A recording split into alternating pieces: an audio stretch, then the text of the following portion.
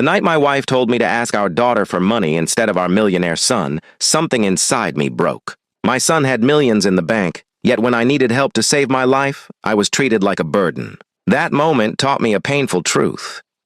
People reveal who they really are when you have nothing left to offer them. My name is Daniel Carter. Years ago, I was a successful real estate investor in Texas until everything collapsed after an environmental disaster froze the land I had invested my entire future in. I lost my business, my savings, and my reputation almost overnight.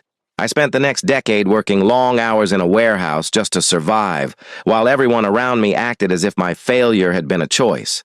My wife Linda never asked how I was holding up. She only asked how I planned to fix our problems.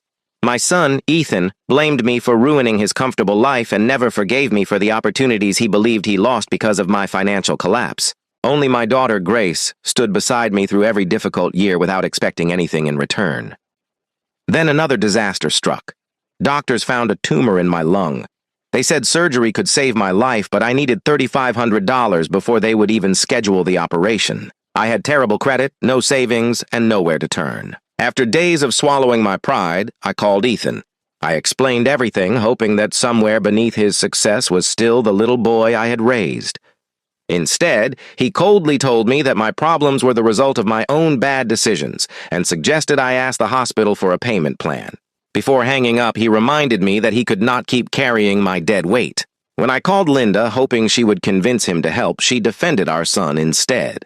She told me not to ruin his success and suggested I ask Grace, a fourth-grade teacher who earned only a modest salary. I never wanted to ask my daughter for money, but when she saw me a few days later, she immediately knew something was wrong. Before I could even finish explaining, she placed an envelope full of cash on the table. She had sold her car and taken out a high-interest loan just to help pay for my surgery. She told me that cars could always be replaced, but she could never replace her father. Her sacrifice saved my life. The surgery was successful, and while recovering in Grace's apartment, an unexpected letter arrived. After 10 long years, the government had finally released my land from environmental restrictions. Another letter followed immediately after, with an offer from a development company. They wanted to buy my 60 acres for $15 million. I sat in silence, staring at the number. Only weeks earlier, I could not afford surgery. And now my worthless land had become a fortune, because the highway expansion I had predicted years before had finally reached the area. Instead of celebrating, I called my attorney. He reminded me of something I had almost forgotten.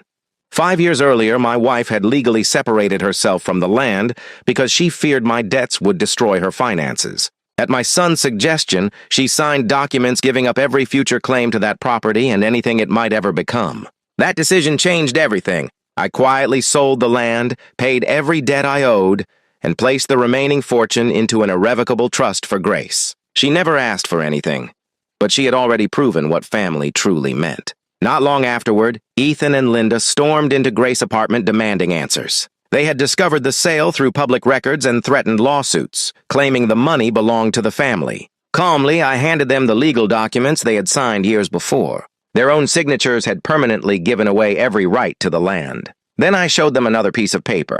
It was Grace's bank statement showing only a few dollars left after selling her car and taking out a loan to save my life. While Ethan celebrated million-dollar business deals, his sister had sacrificed everything without hesitation. I looked at my son and quietly reminded him that when I needed only $3,500 to survive, he turned his back on me. Grace had given everything she had without asking for recognition. The trust could never be changed. Every dollar belonged to her. Linda stood speechless. Ethan realized his own legal advice years earlier had cost him millions. The fortune they believed they deserved was gone forever, protected by the very documents they once thought would protect themselves. After they left, Grace looked at me with tears in her eyes and said she never expected any of it. I smiled and reminded her of the words she had spoken the day she sold her car. Cars can be replaced, fathers cannot. That day, I finally understood that wealth is not measured by the money sitting in a bank account. It is measured by the people who stand beside you when you have nothing. My son had millions, but my daughter had something far more valuable. She had a heart that never abandoned family, and in the end, she became the richest person in the room.